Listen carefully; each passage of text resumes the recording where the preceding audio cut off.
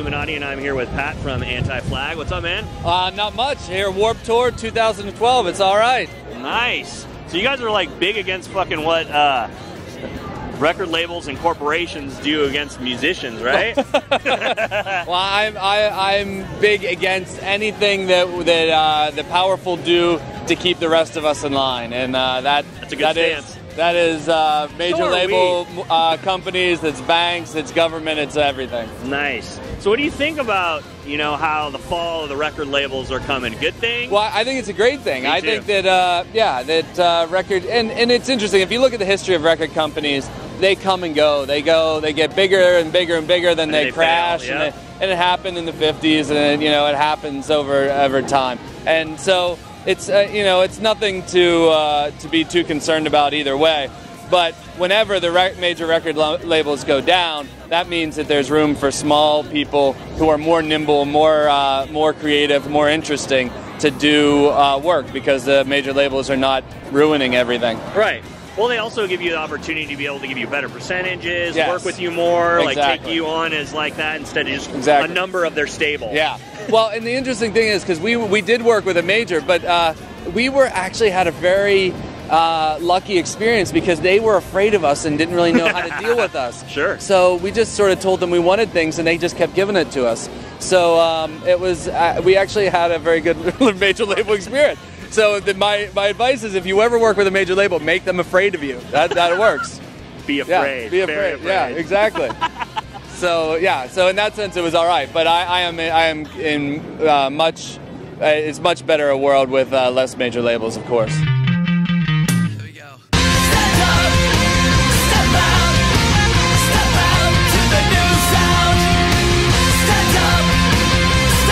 And what do you think that does for artists just in general?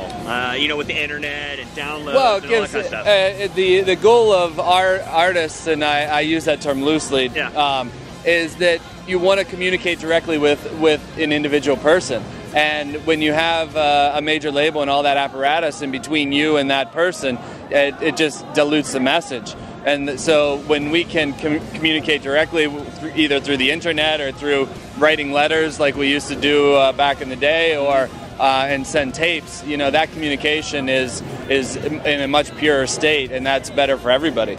Without, you know, with record labels going down, obviously because of downloading, etc., what do you think is the most important thing for an artist to do now? You know, with you know, everybody downloading. Yeah. There's no, you know, no Tower Records. Yeah. I think that I think all that stuff's bullshit. I think that the thing that you have to, that if you are creating music that you're passionate about, it doesn't matter whether you're on Twitter 24 hours a day or whether you're on Facebook or whatever the new thing is going to be next week. Kids can see whether you care about what you're doing and whether you're doing it because you love it. And so I think the other things become tools, but I think ultimately you have to have that real connection with what you're doing, and if you do that, it'll all work out. Well, and I've said this before, it's funny, you know, if you go over kind of music history, you know, the Beatles were the first to sit there and turn and go like, okay, well, we're writing and performing, you know, where you had writers before. Now it's like the kids are recording, writing, and performing everything. So and web designers and web hosts, and there's everything going on. And it's funny because there's less resources, and you have to do more things to get it. We make the joke that now, to get kids to come out to a show, not only do you have to give them free tickets, but you have to go to their house and pick them up and bring them to the show and cook them dinner afterwards. So it's difficult to get people interested in coming to shows these days. But again, if you're really passionate about it, it connects.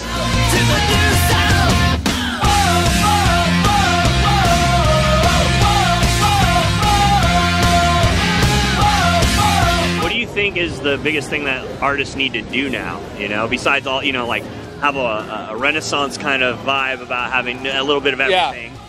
I think that artists just need to, again, not worry about. Like in '94 when we started, '93, depending on when you start counting, there was no major, there was no punk rock that anybody cared about. It was just creating music for the other 20 people in our hometown. Right. So that made everything all. It just gave you a perspective that that I think a lot of kids now, and actually it's coming back because everything's collapsing. So people are starting to create music because they want to, not because that they think, oh, all I need to do is get signed and then I'm going to be a rock star. No, you're going to be in debt. Yeah, exactly. So there's no that idea. It's still out there a little bit, but it's fading quickly. So I think, and that's when we're going to have a really great resurgence of punk rock again. I agree. Well, just in all music, I think it's going to be like a renaissance of different music. I think so too. I think the bloated are falling away very quickly because they're concerned about the economics, and it's no longer there, so it's not worth it for them. They'll go do something else, and the purists and the people who really believe in it will still be around. Awesome, man. Thank you so much for taking the time. My pleasure. Jeff, Metalluminati, motherfuckers. Wow.